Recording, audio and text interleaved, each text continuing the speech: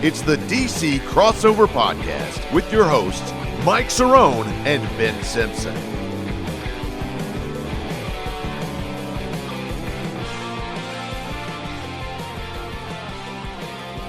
Hello and welcome to another episode of the DC Crossover, episode number 69 of the show. Glad to have you with us. That is Mike Cerrone. I am Ben Simpson. It's kind of crazy. We've done 68 of these, and we have another one in store for you today. Yeah. And you can hear us on a variety of platforms. Of course, you can hear us streaming live on The Contender every single week, especially on Tuesdays at noon is a prime time spot. You can hear us right after Bill Rowland.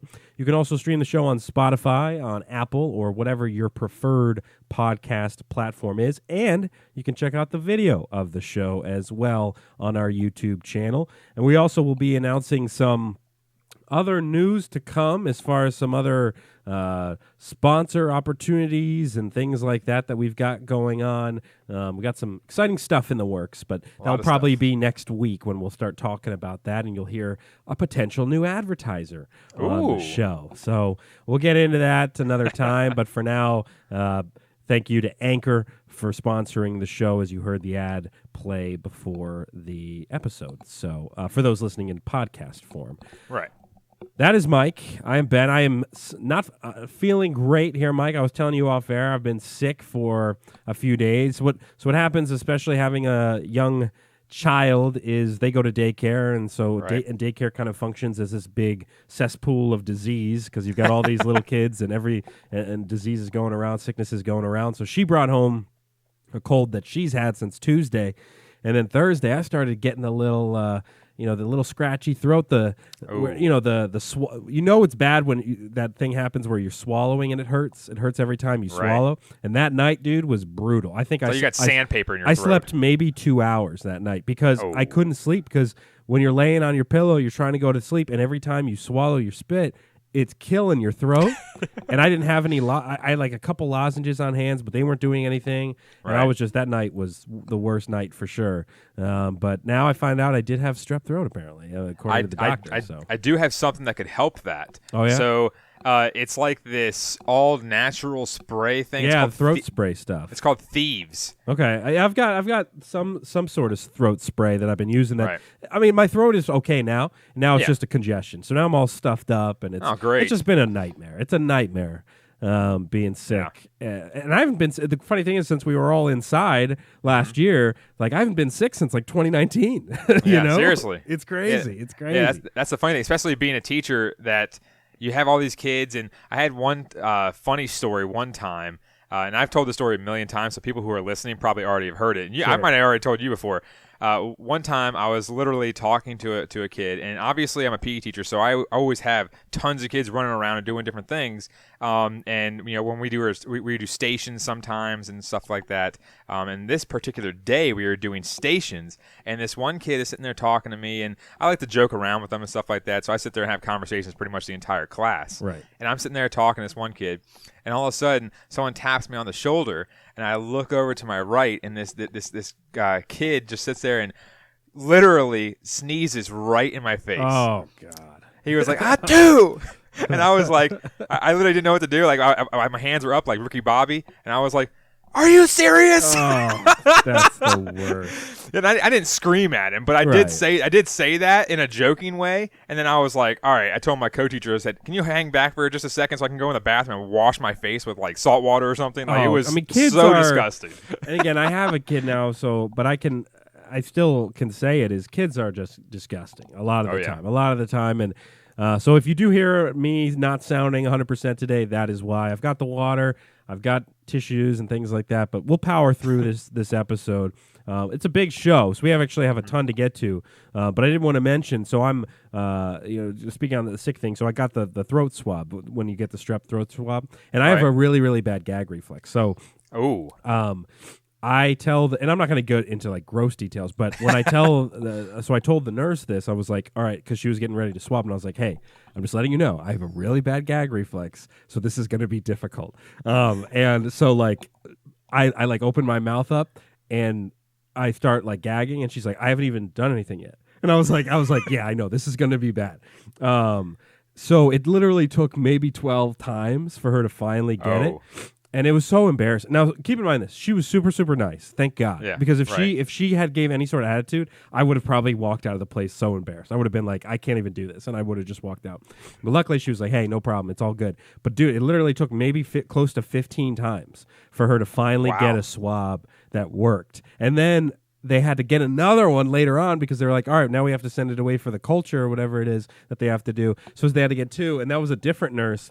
And this nurse, then I had to re-explain again, like, hey, I know I sound like I'm kind of kidding around, but no, I have a really bad gag reflex. This is going to be tough on all of us. So you don't do like the popsicle stick in the mouth thing when they're doing like a checkup or something? I can't do any of that, man. It's like not. It's brutal. I mean, even the dentist is tough for me. Oh. Man. And I don't know. It's just always been a thing. And I've like when they do the X-rays at the dentist and they stick that giant thing in your mouth that you have to bite down on, dude. I hate that one. I like have a panic attack almost every time. I feel like my teeth are gonna break on that piece of plastic. They call it like the bat wing or whatever. It's like that big giant plastic thing, and it goes so far back in your. How you doing in there? Oh my God. My eyes are like crying every time I do it. It's so bad, but. Have you had braces before? No, I was never braces. So you never done the imprints? No. You ever done? No. So you would hate this. So some people out there probably already know this. For the imprints for braces, they have to put like this. It's like gum. Like weird like putty stuff, right. And they put it in this like gray thing. It's the worst. And they stick it in your mouth, and then they press down to get an imprint of your teeth. And they have to leave it in there for like maybe 2 or 3 minutes so it gets the imprint, and then they take it out, and then they're like, okay, go rinse. And it's like all this, it feels like clay. It's just all in your mouth. Yeah, I would, dude. You would die. I would die. I would die. It's just one of those things, man. I've never been good with any of that stuff. But yeah, shout out to these nurses though. They finally got the whatever they needed to get, but it was rough. As a little kid, man, my mom would bring a juice box and like a toy or like candy or something as like a prize for like surviving it. Now it's like I still would love a prize. Did you go to patient first or something? Yeah, exactly. Okay. Exactly. Well, Abby should have got you like a McDonald's or something for a prize. I think I got Chick-fil-A breakfast after that for myself, actually. Oh, beautiful. Yeah. I went over to the CVS, then went over to the Chick-fil-A, got myself, I go chicken, hash brown scramble bowl.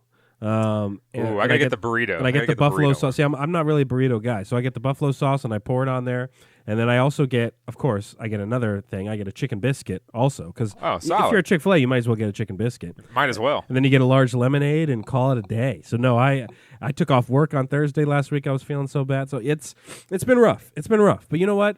It's all right because, like, it could be so much worse. We live great lives. Hey, there was one time where I was on this medication called Accutane for like skin stuff and everything like that. I was on it for only 6 months because I think that's how long you're supposed to be on it.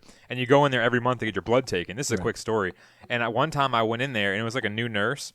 And apparently she was taking my blood. And then another nurse came around, like I guess a veteran nurse. And she was like, how much is he supposed to be taken out? And she was like, oh, she read some number off. And I'm sitting there looking like a ghost. Right. I mean, because and she was like, took all the blood. She said, you took 4 vials too much. And I'm sitting there like a zombie. God. I'm sitting there like a zombie. And all of a sudden, she was like, oh, okay. And she took the crap out of me and stuff like that. What do they do in that situation? Do they put the blood back in? Like, what do you I don't know. You have to start drinking the vials? I sat there and I was like, I don't know what's happening right now. Oh my and I literally was walking out. My mom was with me.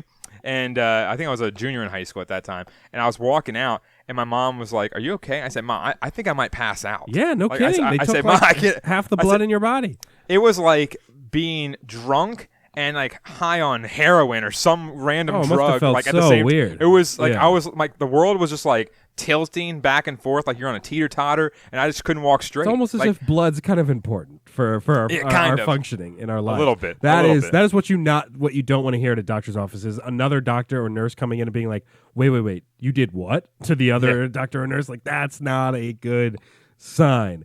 Big packed show for you guys today. We're going to be talking some Nats first half as they just finished up their game against the Giants today, as this is Sunday when we're recording this. So we're going to talk a little bit about kind of where things stand in the first half, some of the ratings and things like that. And we also have some snacks to review as well. We'll talk a Indeed. little home run derby, and then the usual, forecast, final lap, money line, trivia, all the good stuff. But first, we got to do like we always do and hit up the rewind machine and talk a little bit about what happened this past week in DC sports. Starting with the Washington Wizards, not a ton to talk about here, but the Wizards did or are going to be holding a pre-draft workout for 6 players on Monday. Richmond's guard Blake Francis, Florida guard Trey Mann, Russian forward Nikita Mikhailovsky, Tennessee guard forward Yves Pons, you got Stanford forward Oscar da Silva, and Coppin State guard forward Kobe Thomas. And also, just a quick note, Scott Brooks, recently hired as the Trailblazers' top assistant coach. Wizards still have not hired their head coach. One of their candidates that we talked about the other week is, I forget the guy's name, but he's going to be the Magic head coach. It's not any of the top candidates that we thought, like Wes Unseld or something like that. So we'll see who the Wizards end up with. On the cap side of things, holding note, TJ Oshie has been speculated as a possible Kraken expansion draft pick. This was written about at NBCSports.com and some other places, so something to keep an eye on.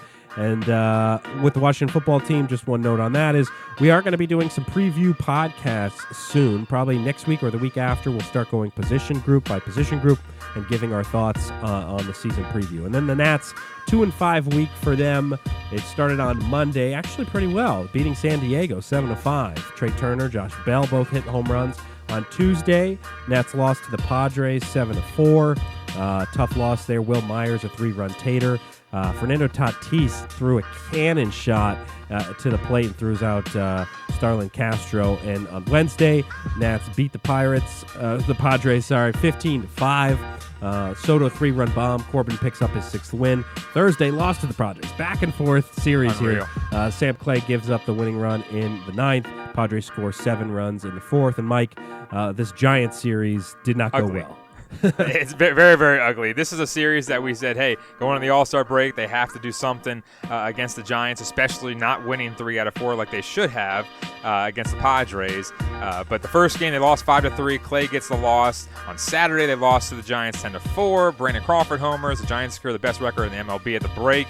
Which is kind of crazy with the 2 teams that are in their division, with the Dodgers and the Padres. And then today, as we record this, they lose to the Giants 3-1. So, of course, we should have taken 3 out of 4 against the Padres, and then we just lost 3 straight to the Giants going on the All-Star break. So not a hot ending.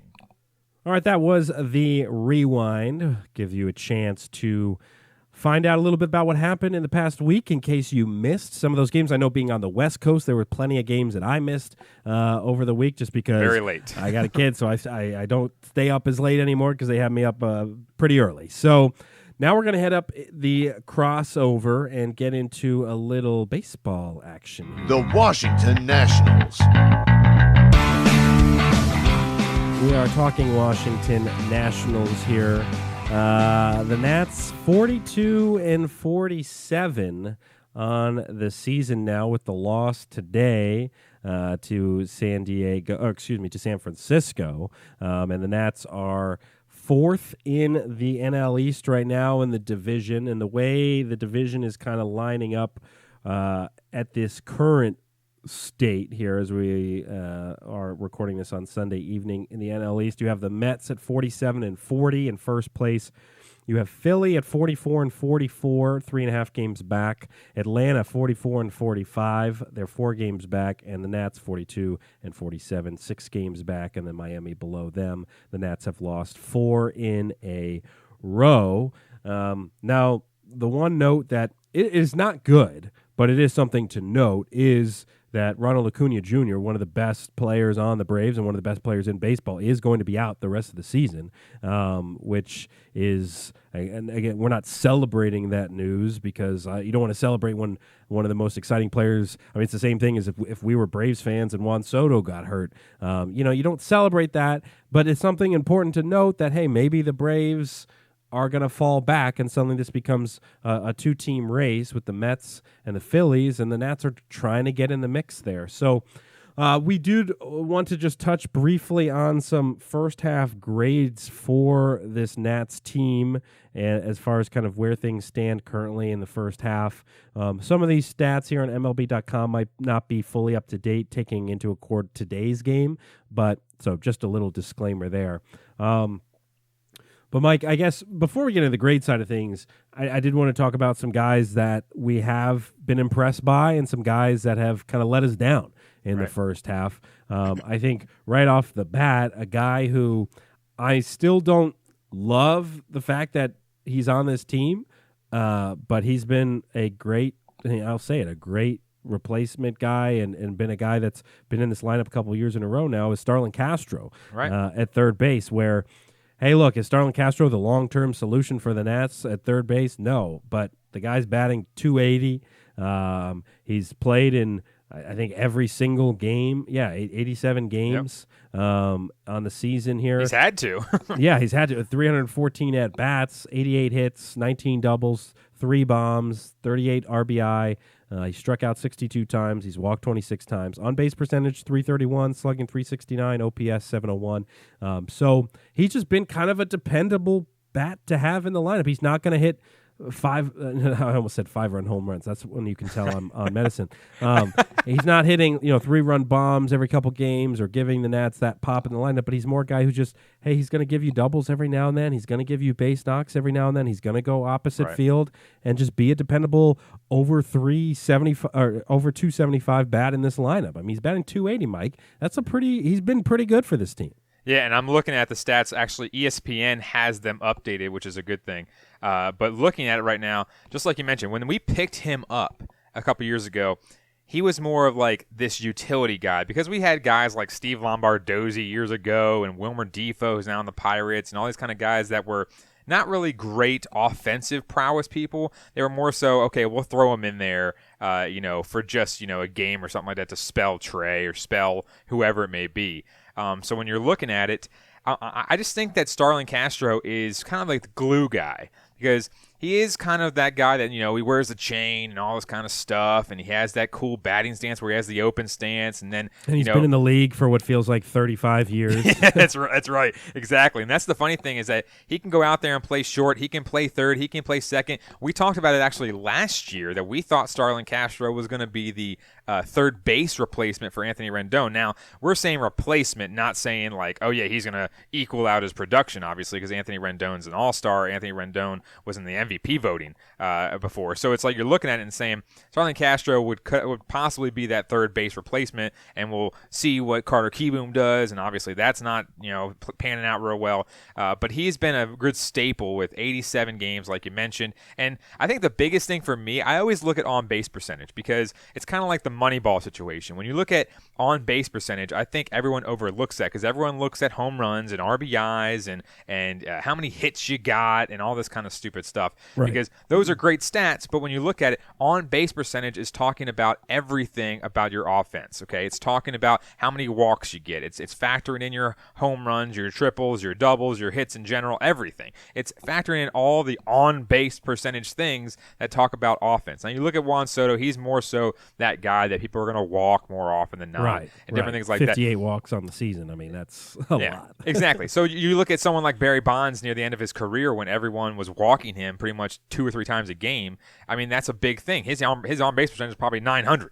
I mean, it's ridiculous how many times that you see someone like that get on. But when you see 33% basically for Starlin Castro, that's a 1 for 3 every single time that he gets up pretty much a game because you're probably going to average about 3.5 at bats for where he bats in the lineup. I would imagine. Trey is probably going to get 4 at bats and different stuff like that, and Juan probably get 4 at bats. But you look at Starlin Castro and how many times he's getting up, probably about 3 at bats. And if he gets on one of those 3 times, that's somebody on base that you can get around. Now, obviously, you would like to have someone go out there and hit 4 for 4 every single time, but that's not really going to happen because you're looking at the on-base percentage, and right now he's kind of high up there for our team. I mean, you got guys that have played a lot less games and a lot less at bats, like Josh Harrison. He's doing pretty good, 348 for on-base percentage, but he does have about 45 or so less at bats than Starlin Castro. So you're seeing those type of numbers, and if you can have those consistent numbers, I think Starlin Castro is definitely high on my list for being that kind of glue guy for this first half of the season, at least. Yeah, I mean, I'd have to give Starlin Castro, if we're talking grades, a solid B+. I mean, as far as that guy who in a lineup that's a team that's under 500, a team that's in fourth place in the division.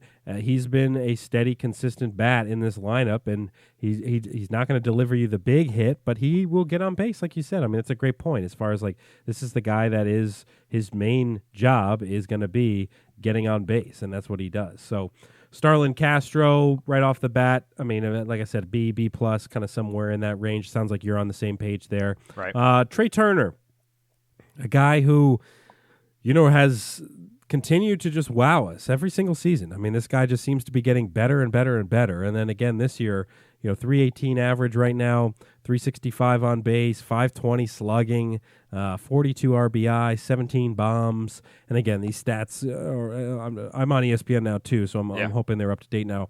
A WAR of 3.8. He's been, I'd say, on the batting side, he's been the MVP for this team as far as the most valuable offensive player right now, because the note on Juan Soto, the knock on him, if you will, is the fact that he only has 11 bombs. And this is a guy who is a power hitter. He's going to be in the home run derby, deserve it or not, coming up tomorrow as we record this. And Trey Turner has 6 more bombs in him. And I know Soto gets walked more and that sort of thing, but still, you would kind of want Juan Soto, your power-hitting left fielder, to be in that 20-plus bomb range to this point at the break, and he's not. He's on track to get hit around 22 home runs, something along those lines. So for Trey, I feel like Trey, you got to give him a solid A. I mean, he's done everything this team's need him to do. His OPS is great. His WAR is great. He's stolen 19 bases on the year. What else can this guy do? I mean, this is what you need him for. Yeah, he is also that consistent, piece that's out there playing, shortstop all the time. He's going out there. He's hitting top of the order most of the time besides Schwarber and everything like that. And I just touching on something that you said that some people might disagree with. I don't disagree with it, but some people might is saying he's the best offensive bat for this team, I guess, for the first half of the season. People are going to look at Kyle Schwarber as being that guy, but he's not, because he had about a month and a half where he had like 2 bombs until he went on this ginormous streak of 2.5 weeks where he had basically 16 bombs in 18 games. So, some people are going to say that, and those are the simpletons out there. So I'm going to call them simpletons because those are the guys that look at home runs and are like, oh, this guy's really good. He has a lot of people. He has a lot of home runs. Like, no, you got to look at the stats further, and that's what you look at Trey Turner. Trey Turner has, again, just like I mentioned, the second best OBP behind Juan Soto on this team. But hitting 318, that's literally like Chipper Jones-esque. Chipper Jones basically had a career average of what it was like 322 or something like that, and that's something that you never see in a player nowadays going out there and hitting 300s consistently. And that's what Trey has basically come out here, and now all of a sudden that's what he's doing nowadays. Is that last year, I don't know exactly what his average was last year, but this year and last year, he's turning into an all-around bat that can get on, has the most total bases by 29. And Kyle Schwarber is, when Kyle Schwarber hits a home run, that's 4 bases for total bases. Trey has 29 more total bases than Kyle Schwarber. And that's just ridiculous, because when you look at the numbers, he's up there, and everyone knows that he's a speed guy. When he gets on base, he's going to try to steal and different things of that nature. So they got a lot of different factors going into Trey Turner. But right now, I agree with you that he has been the best offensive person this first half. And I mean, and the note on Kyle Schwarber, and you made a great point, is the fact that he has improved his stats tremendous. I mean, hey, this team wouldn't even be in the talks of possibly trying to take this division without Kyle Schwarber's production. I mean, the 25 bombs he's hit, the 53 RBI, those were clutch. We really need those because he carried this offense when nobody else was. So Kyle Schwarber, all the credit to him for finding a way to turn around his season, and he has been a very impressive bat in the lineup. Now, keep in mind this, too. He's also struck out 88 times. So it's also a guy who is a little bit feast or famine at the plate. He leads the team in strikeouts. But guess who's number 2 in strikeouts? Trey Turner. So it's like, they're all around the same area. But Trey has been great. Kyle Schwarber has been great. And then, Juan Soto, it's not as if Juan Soto has been bad. It's just that I think our expectations of Juan Soto are always so high because he's this, once in a lifetime guy. He had that big coming out party in 2019, the World Series on a national stage, and he just absolutely went bonkers, hitting bombs and things like that off of Garrett Cole, and then last year, he kind of dealt with the injuries and things like that. So, Juan Soto is one of those guys that we just expect so much from him. So, and he's been fine. I mean, again, that 283 average, you'd like that to be closer to 300 if possible. The on base right now about 407, slugging 445, his WAR 2.4. So I believe he's second in the team in value. So yeah, I mean, he's having a solid season. Is he having the same season Ronald Acuna Jr. was having before he got hurt? No. But does that mean Juan Soto is a bad baseball player? No, of course not. I think the funny thing is when you look at this team, Mike, and you look at some of the batting averages at the guys that are the quote everyday starters, I mean, this team doesn't look that bad. I mean, Trey Turner's playing well this season. Juan Soto's playing well. You have Kyle Schwarber coming in. You've got Starlin Castro coming in. This team should be better than 42 and 47. And that's the funny thing too, is that when you mention Ronald Acuna Jr., when people go against the Braves, now I don't know exactly why the Braves are this terrible. Now I say terrible, but I say terrible because of what their offensive roster looks like. I mean, you got Marcelo Zuna, you got Freddie Freeman, you got Ozzie Albies, you got Ronald Acuna Jr., you got all these guys across the board that can all hit close to 275 or higher. They have no excuse. So when you look at the Braves compared to us, we picked up Josh Bell and Kyle Schwarber, but they're not like consistently good average guys like the whole entire Braves' first 7 people in their lineup are. Right. So I just think when you look at Ronald Acuna Jr., everyone compares Acuna and Soto all the time, but Soto doesn't have the protection like a Freddie Freeman with Ronald Acuna Jr. and a Marcelo Zuna and Ozzie Albies and like all these guys I mentioned. They don't have the protection like those guys do. Now, I don't know about their whole entire injury situation throughout the year, so maybe there's some guys that got key injuries, stuff like that, because I don't follow Braves baseball like I do the Nats. But when you look at it, Soto, he's been grade-wise, a B-, I think. I think he's been a solid outfielder, but he hasn't been the Juan Soto top 3 MVP candidate in the NL like he has been over the last couple of years, despite, obviously, last year's COVID season. But in 2019, Juan Soto was a top 5 player in all of the world. So he's not playing up to that potential. But I think,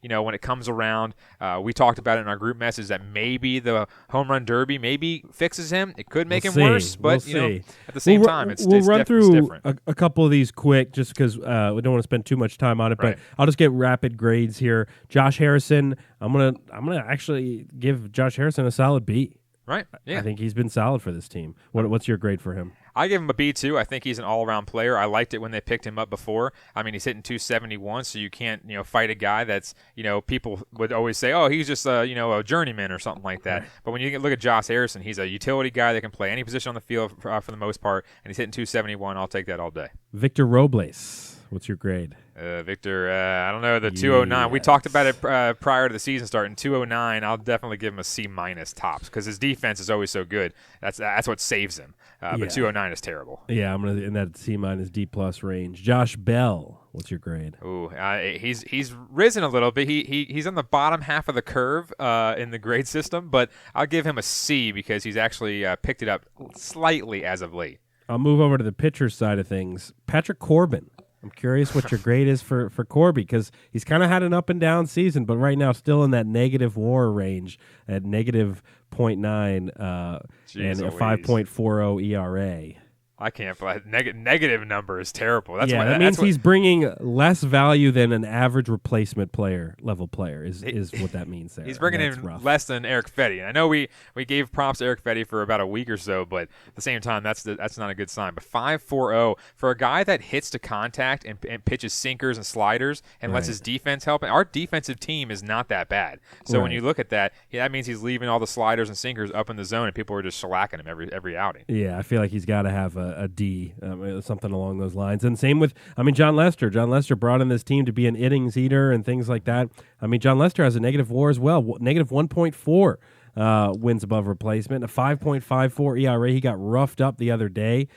He's only pitched 63 innings, so a little bit less than some of the other guys. But Eric Fetty's right there with about the same amount of innings, and Eric Fetty's ERA is 4.59. So if you had ever told me that Eric Fetty was going to have a better ERA than John Lester at the halfway mark, I would be a little shocked there. So I think Lester's another kind of D type category guy because he was brought in to be your 4th or 5th starter, and he's not giving this team quality starts. Yeah, and I just ripped Patrick Corbin for all the ERA and all the runs that he's led up, but he's only led up, if you look at the hit stats, I mean, he's only led up a little bit less than Lester, and he's pitched 30 more innings. 18 more hits for Corbin, but he's pitched 30 more innings. That's a lot of innings. So when you're looking at it, and Corbin pitches a contact. I know Lester does as well, but when it comes down to it, he was supposed to come in and be that 4th starter, that glue guy, like you said, an innings eater, and it hasn't happened. 1/2 in the books, 1/2 to go for this Nats team.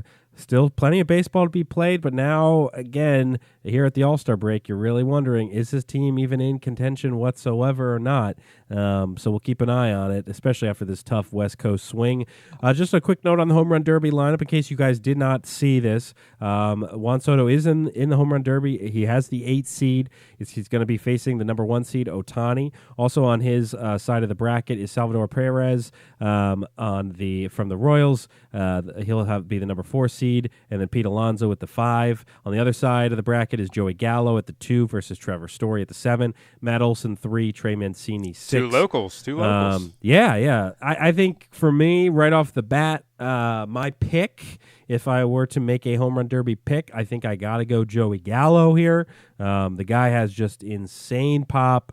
I mean, especially doing the fact that this is at Coors Field is awesome because 35 home runs. It's gonna be a show. It's gonna be a fun night. But my pick is gonna be Joey Gallo. Who are you taking here? Are you gonna go with the number 1 seed, or are you gonna go somewhere else? I don't think I'm gonna go with Ohtani. Everyone keeps talking about his conditioning because he pitches as well and all that kind of stuff. These guys don't need conditioning. They got timeouts and all that kind of stuff. Right, they'll be tired because everyone's gonna be hitting bombs because it's up in the mountains basically. But I'm gonna go on the other side. I think I'm going to go with the Mets star Pete Alonso. I think Pete that's Alonso, a good pick. It's a solid pick. I just think that coming off the bat, that guy, all he needs Polar to do is bear. basically. Yeah, all he needs to do is is that really right? Yeah, I didn't know that. I didn't know that. It shows how much I know about the Mets. Their nicknames. But when you look at it, I think Pete Alonso. I mean, he barely swings and it comes off his bat so well. So it's much just raw crazy. power. But I'm going to be rooting for Mancini and Soto. Yeah, Mancini definitely always a great story, especially him coming back from cancer and that sort of thing. And then obviously Juan Soto. I mean, I would love if Juan Soto upsets Shohei Ohtani in the first round, which could easily happen. That's the thing with these derbies, man. It's not an exact science. Guys get hot. Let's say Soto just finally gets his swing going the right way. You never know. Hopefully. So keep an eye on that. That'll be Monday evening with the All-Star game being on Tuesday. By the way, I hear that Cade Cavalli impressed a lot of people today in the Futures game that was today. The guy was throwing 100, dropping change-ups too. I mean, this guy... I'm going to be checking out the highlights tonight because this guy is the future of this team. One of the most exciting young pitchers we've had since Steven Strasburg was coming up through the system. So definitely keep an eye out for that. Excuse me. What the hell is I'm dying that? here. We're moving It on tastes like to a the food stuffing review. that you'd stick in the arse end of a turkey. Seafood crepe. Yeah, that's seafood crap. When you take a bite of that cod, it's almost like you've got a breaded condom in your mouth. It's like it's been left out for days and it's been attacked by cats. Dry and tasteless. It's dry, it's Dry? how dry that is. Bland as anything. You're just bland. Bland. There's no seasoning in there. Everything's bland. Bland. It's bland. Pasta's bland. I don't even think he likes the water. We're going to hit up a little snack review here. We haven't done one of these snack reviews in a while. So I have picked up a couple snacks here from the grocery store and from our local Giant grocery store here. And we're going to review them. We're going to give our thoughts, our feedback on it, our ratings and such. There's 2 snacks to be reviewed on the show Which one are you today. going to read? Which one are you going to read? Are you going to read that one, the blue one? Okay. Yeah, we'll start with the blue one. Okay. And the blue one is the pretzel pieces, and I'm showing it on the camera. Another incentive for you to watch the YouTube channel is the mac and cheese inspired pretzel pieces here. This is from Giant. And Uh-oh. I got the dog on me now. inspired pretzel pieces, cheesy, crunchy, irresistible. And these are macaroni and cheese inspired. And they were about $4, I think, at the store. So we'll just keep that in mind. And we're going to try them out here. I've just opened the bag. I'm going to take a little whiff, a little smell test. All right, we got the our rating system. Let me go back and look at it. We haven't done a snack review in a hot second. Let's see here. Notes. Hold on 1 second. It's on here. It's all right. You take a look at that.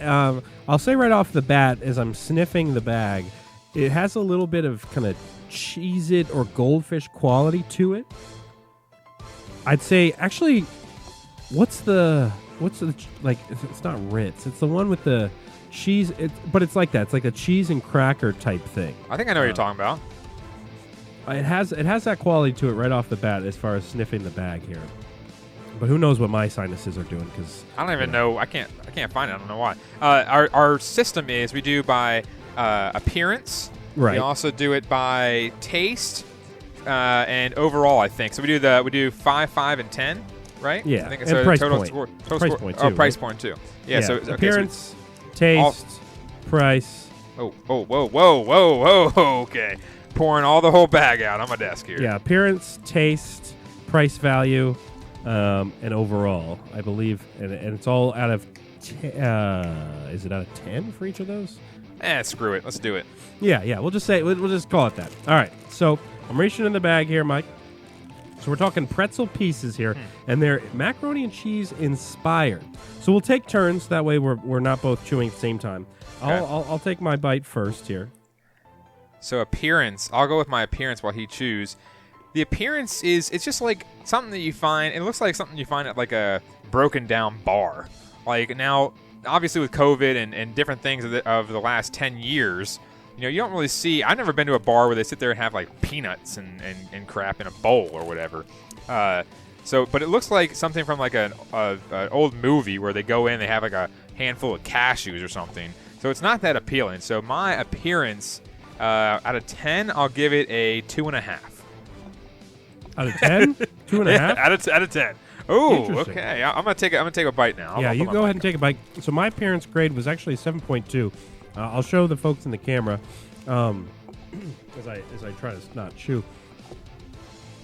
So you have the pretzel, and then you have this entirely coated along the outside with this cracker cheese type functionality. So you don't even actually see the pretzel part much at all, at least in this piece that I have here.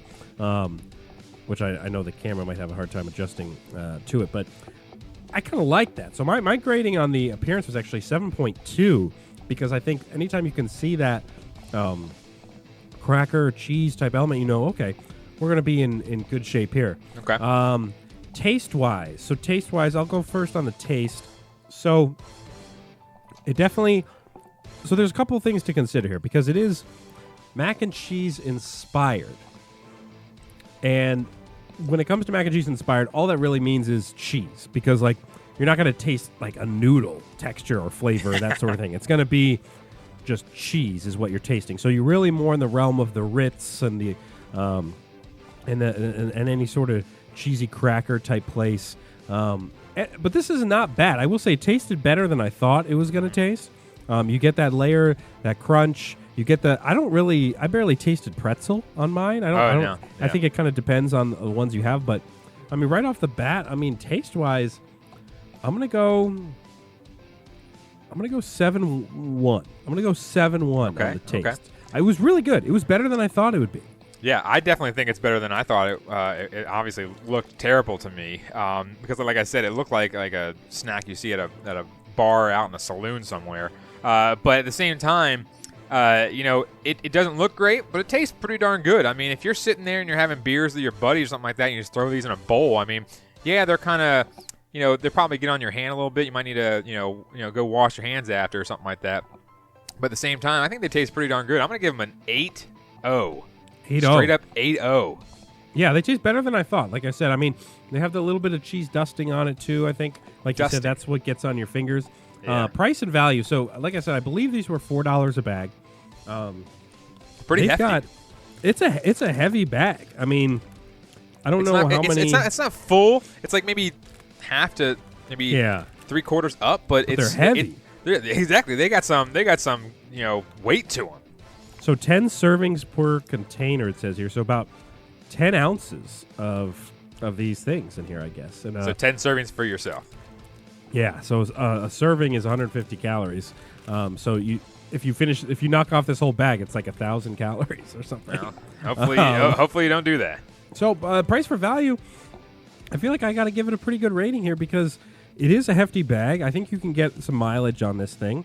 I'll probably go 8.0 on price value. I think $4. It's under $5.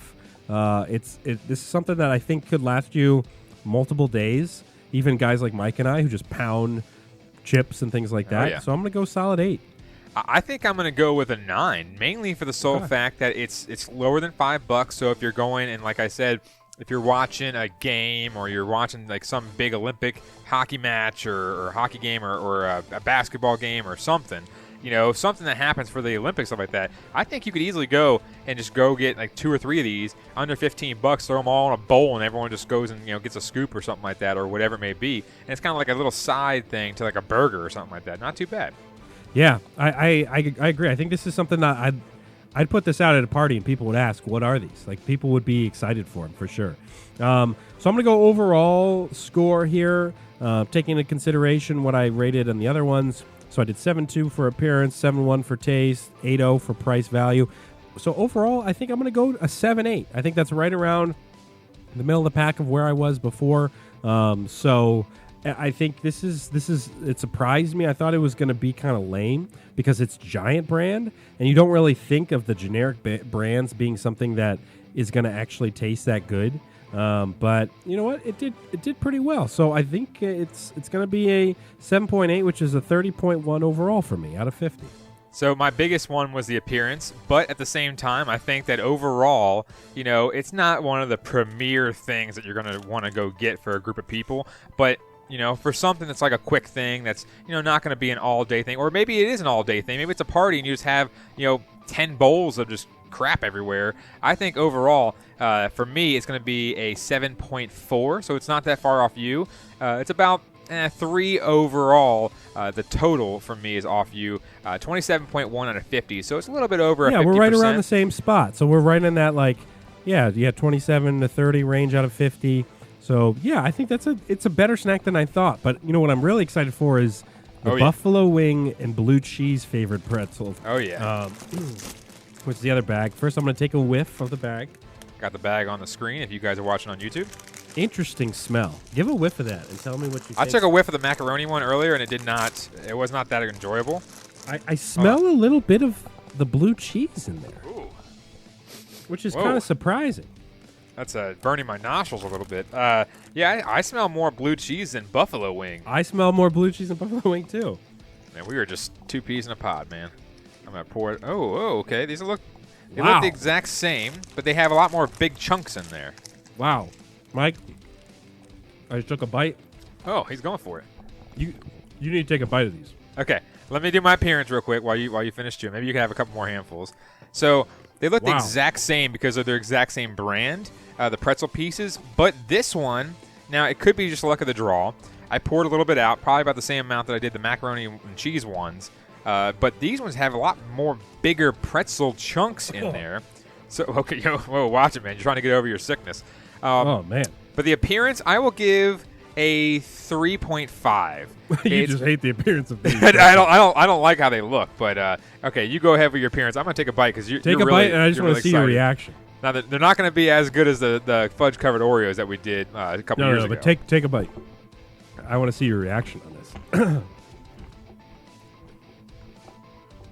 It hits you a little bit. Get a big bite. I have a couple more. Oh yeah, definitely. Throw a couple more back there. My appearance score, I'm just gonna go 6.0. Or actually, I'm gonna go 7.0 because if I gave the other one 7.2, these are about the same appearance wise. The flavor on this is pretty interesting. Oh, I thought you were going to say insane.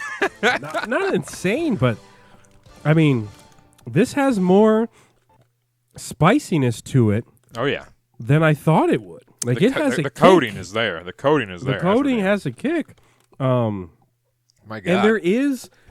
I mean, it was a little spicier than I expected, and I love spicy things. Like I can easily handle it, but like I was a little bit like, whoa. I got to make sure I have enough water here. And there is a little bit of blue cheese taste in there. Yeah. I can taste it now. Just poured it all over my desk. That's all right. Sorry. I might as well just eat them. I mean, taste right off the bat. I mean, I'm going to go 8.7. There it is. I'm going 8.7 for taste. This is This is really, really good.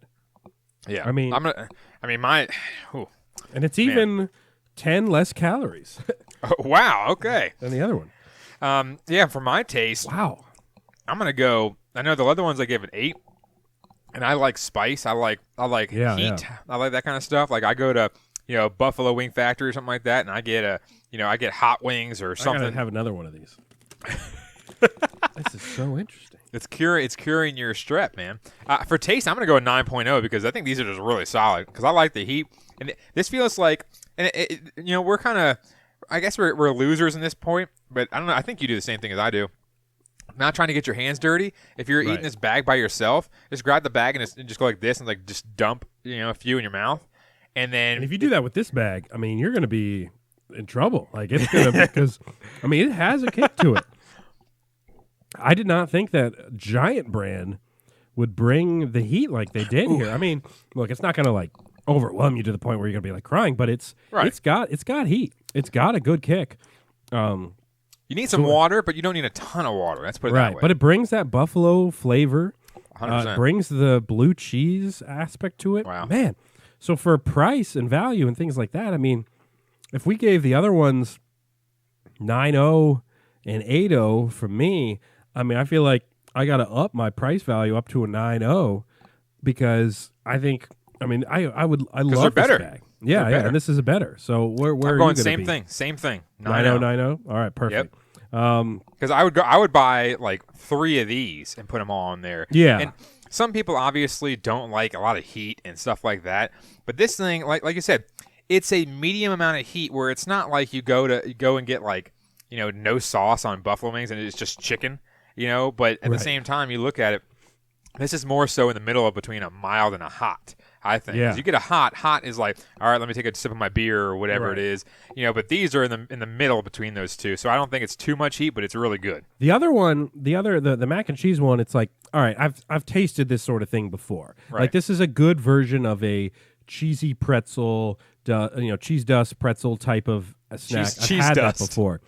The buffalo wing blue cheese. This is a pretty interesting snack. I don't know if I've had something at this level before where they actually get the blue cheese flavor in there and it's not gross, and the buffalo heat in there and a little bit of the buffalo flavor in there.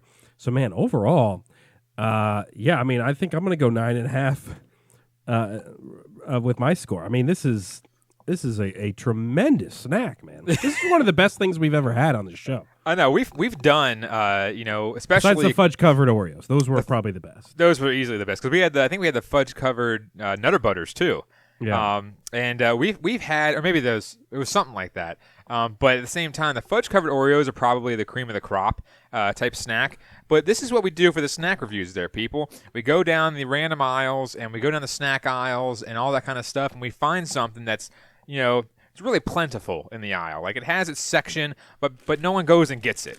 So we're trying to have you guys get caught up on the snack reviews here, and this is pretty darn good from our local Giant store. Yeah, this is a Giant brand snack. That's crazy. Yeah, I did not think that Giant. I mean, when I got these, I had pretty low expectations. I'll be honest. I thought it was something that we would be able to like make fun of, but hey, I don't think I can do it. So, what was your overall score for them? 34 out of 50, which is So pretty you gave solid. a 9.5 for the overall, and then your total. So 34 out of 50. I did 34.2 out of 50. Would have been higher with the appearance. If they made it a little bit more appealing, then I would have been all in. I get that. So yeah, I mean, this is definitely one of the best things that we've had on this Like show. if they made it like a combo. If they made it like the shape of a combo, yeah. and just did something like that instead of having these little nub pieces or whatever. The problem with this bag is they're not uniform pieces. They're all over the place. There's some huge ones, there's some tiny ones. So you could get shafted for sure if there is a bowl and the ones you're reaching for, like the guy next to you gets all the good ones and you're getting the crap ones. Like you could get kind of screwed over with these, but make them a little more uniform size wise, where you're kind of getting the same thing in every bite, and you're gonna love these things. This is a very good snack. Giant. Shout out to Giant for bringing it. Shout out to Jeez. Giant. We'll move from the snacks to the forecast real quick. As far as what's on the schedule this week for all the local teams, well, the only one playing, of course, is the Nats, and they're not even really playing this week. The All-Star break, the Nats resume play at home on Friday. They got the Padres coming to town. That's a good series to get tickets for, I would say, if you're a local Nats fan, because, yeah, you get to go see the Padres come to town. You get to go see Fernando Tatis Jr. and all these guys. Friday, Saturday, Sunday series, so we'll be recapping that next week. Let's hit up the final lap. A chance for us to touch on some big stories in sports. 90 seconds. Here we go. Team USA basketball loses to Nigeria. Mike, I don't think too far into it. I watched it last night. I mean, Nigeria had like 25 three-pointers. I mean, let's be honest here. It's hard to beat a team that, I mean, then again, USA only scored like 82 points, something like that. So that's ridiculous. Yeah, you'd like to see a little bit more, but hey, you know, it is what it is. That's why they play exhibitions. Conor McGregor lost last night, Mike. Were you a Poirier guy or a McGregor guy? I like McGregor because of his antics, and he's also hilarious. But at the same time, he did go a little far in those press conferences, but that leg injury was ugly. Yeah, it was tough to see. Ronald Acuna Jr., as we mentioned, out for the season for the Braves. Tough to see it all around in baseball. I've had 2 of the exact same injury that he had. Now, I tore 3 ligaments in both my knees, but at the same time, I think he was just an ACL, but that's just a tough loss for them because he's one of their best players, if not their best player. Djokovic, the Joker, wins Wimbledon. Mike, I know you're a big tennis guy. You're watching every match on Wimbledon, right? Yeah, I watch every single set, and I love Federer. Federer is my favorite, but at the same time, Djokovic is just, I mean, he's just unbelievable. Yeah, it's crazy our generation has gotten to see some of these incredible tennis players. And he just beat Nadal in the French final. I mean, yeah, I was getting to see Federer, Nadal, and Djokovic all in the same era is crazy. It's like the people before us. I got to see like Agassi and Sampras and all that stuff. And last but not least, Italy beats England and wins the European Soccer Championship. England, I don't understand how they can miss 3 PKs in a row. I mean, it's just embarrassing. And I'm going to say this real quick. It's embarrassing that you go out there on the biggest stage of your life and you can't make a penalty kick. Now, I understand that it's not as if everyone could do it, then everyone would be out there. I understand that. And I was going for Italy because I'm part Italian too. But at the same time, you look at it and I mean, come on, 3 PKs in a pretty much, you know, in the entire little set there. It's embarrassing because they were trying to make the goalie miss instead of just booting the hell out of it. Yeah. Cristiano Ronaldo, who I think is the best ever, goes out there, picks a spot, and kicks the hell out of that ball. Kicks it as hard as you can in that one spot. That's what you got to do. And that goalie, if he makes the right move, okay, he saves it. But, I mean, this guy was missing. He hit the post, and this guy, like, little tipper-tapper, you know, going to the – I'm like, come on, man. I'd rather the guy saves it than I miss the goal entirely.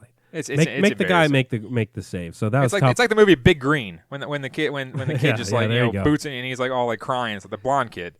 So England loses a chance to win a big game I mean, they haven't won like a tournament or a major thing since like the 60s, and this was their chance to win the European Soccer Championship, and they missed out there. Do we have a trivia question today, Mike? We do, sir. I did not prepare this as much as I would like to, but this card is the first one I pulled out because usually I like to look over the questions and try to give you a chance, but this is actually a really interesting one.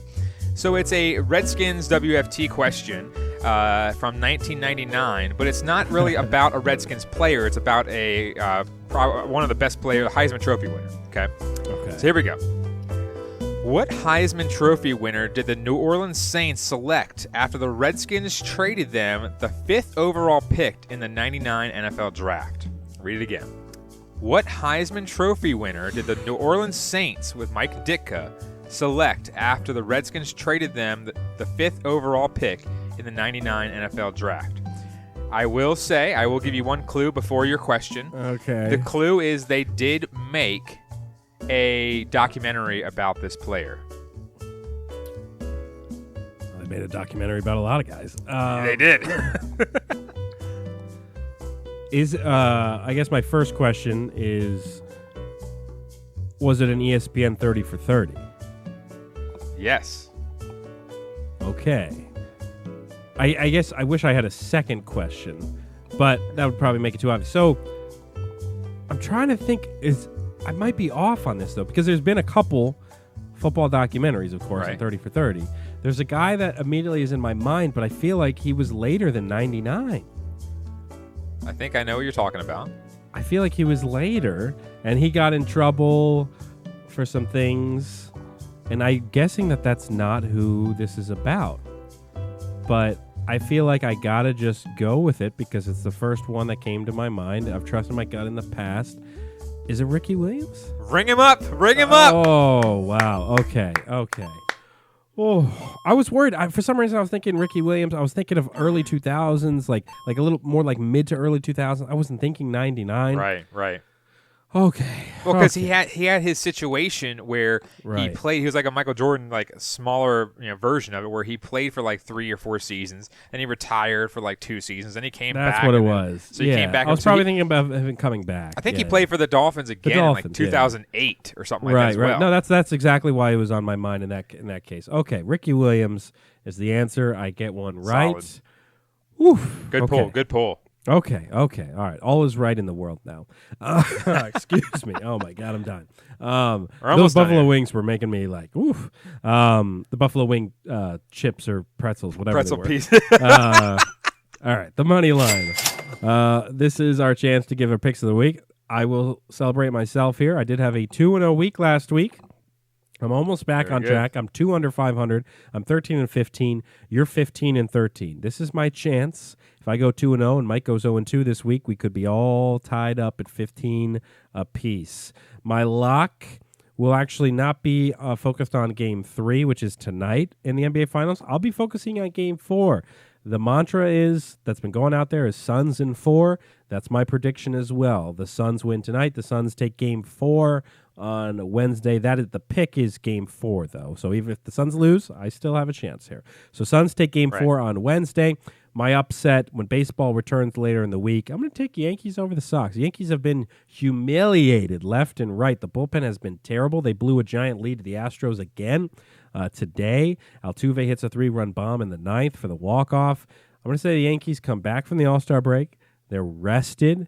Aaron Boone has his team ready to try to have a good second half, and I'm going to say they start things off by beating the Red Sox on national television when they come back. Yankees over Sox. Blowing a big lead. That sounds really familiar. Yeah, that sounds being like up- something that Davey Martinez knows a lot about. 8-0.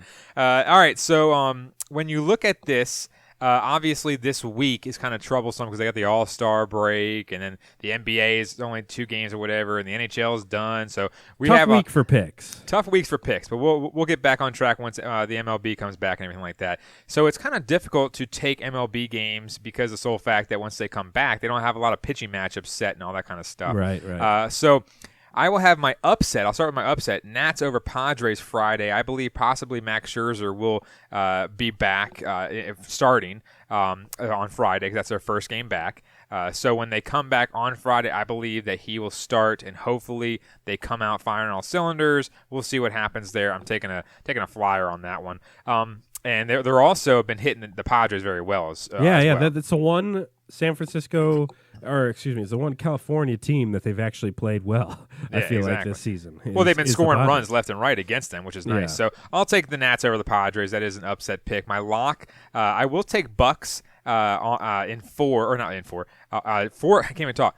I think I'm thinking of the pretzel pieces right now. Yeah. The Bucks. You're going to be eating those off that table there, I'm sure. I'm sure I will. The Bucks take Game 4 on Wednesday. I do think the Suns will take tonight's game, or is it tomorrow's game? Right?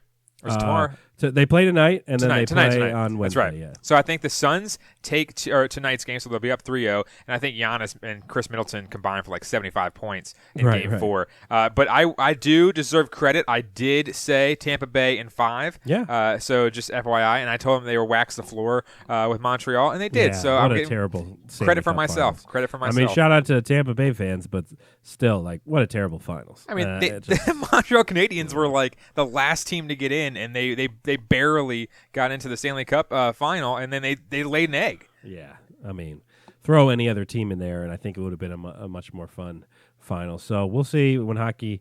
Now we have the long wait, the long winter, the wait until we get hockey back. A long winter. NBA season's almost done, so we'll be waiting on that. But guess what? Football's right around the corner. So starting with possibly even next week's episode, we'll be getting into our positional by position breakdown, preview, all that good stuff. We're going to be talking football on the show. Mike, we're going to actually be able to play this sound. Washington football team. All right. I'm going to be able to actually play that. I haven't been able to play that sound in forever. It's going to be a good time, so stick with us next week and the week after and all that good stuff. We'll be getting into the season preview because I believe kickoff is like 50-something days away or something like that. No clue. I don't know. I was trying to find a counter earlier, and who knows. Regardless, it's coming up. It's coming up, and so we're thankful for that. As we mentioned, please rate, review, subscribe to the show if you're listening to the audio version, and then also if you are catching the video, go ahead and throw us a thumbs up and a subscribe as well to the YouTube channel. And then also, please listen live to The Contender all week long. The show will stream starting on Tuesday. You can catch us at noon Eastern time, right after Bill Rowland on The Contender. And look out next week for some more news about some possible sponsorships here going on, some possible negotiations, and we've got our agents involved. Scott Boris is trying to work us a good deal here. Oh yeah. So we'll have more on that, and of course, shout out to Anchor, of course, for being the first sponsor, really, of this show. Kind of forced sponsor, but still, they're still doing it. They're still doing it. Any final thoughts here, Mike, before I go? Throw my head in the steam bath and try to clear this up a little bit. I had final thoughts, but I forgot what they were. That's okay. Because I got a lot going on. I was thinking about it, but obviously a lot going on right now.